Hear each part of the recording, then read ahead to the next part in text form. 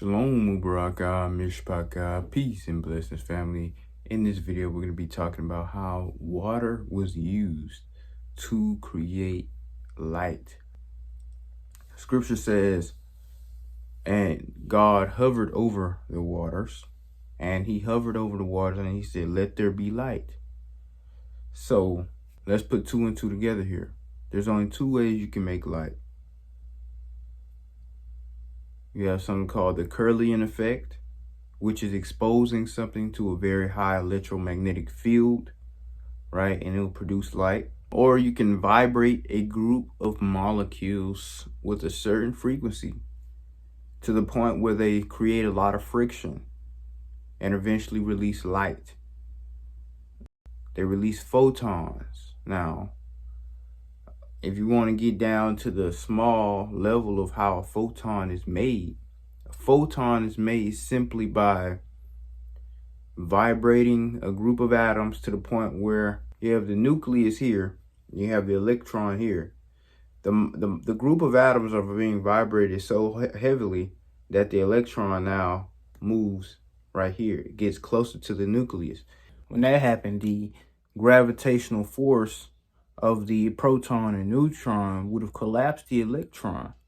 And for a split second, that collapsed electron would just produce light. So it's a scientific fact that if you take a water droplet and vibrate it at a specific frequency long enough, it will produce light. And you look into the center, and in the center see a glowing blue-purple light, which could be seen with the unaided eye. It looked like a star in the heavens.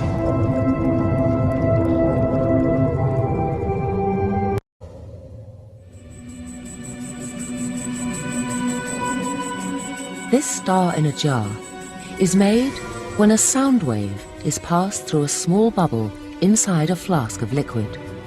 And this sound wave makes the bubble do something remarkable.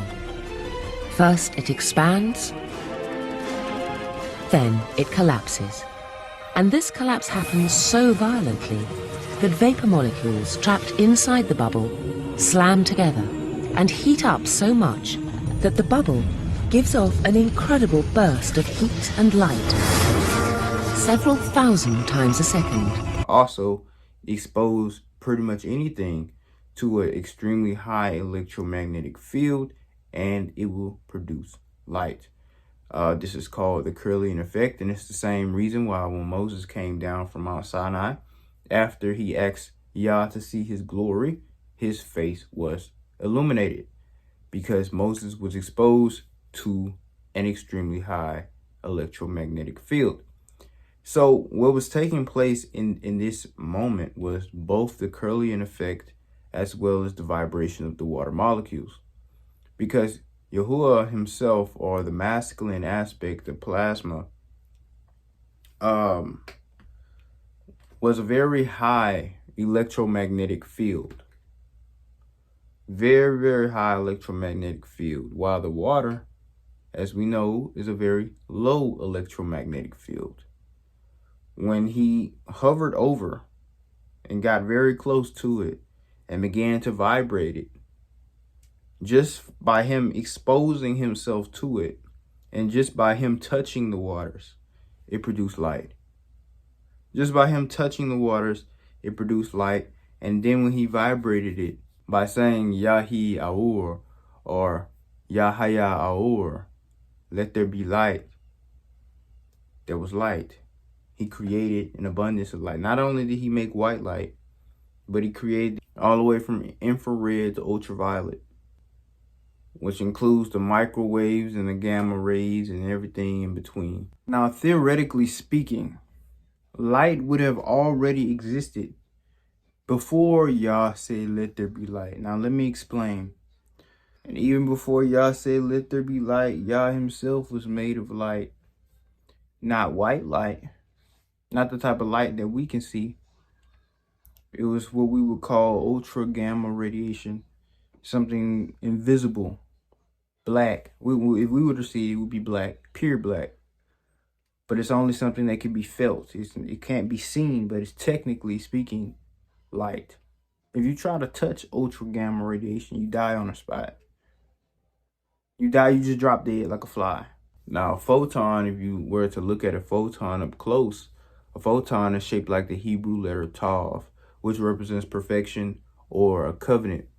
Yahuwah, when he created light, that was perfection. Light was the first thing in existence to be called good, right? Light was the first thing to be called good or perfect. When we see the word good in Genesis, and he saw that it was good, that doesn't mean it was just good. It means it was perfect. And let me explain why.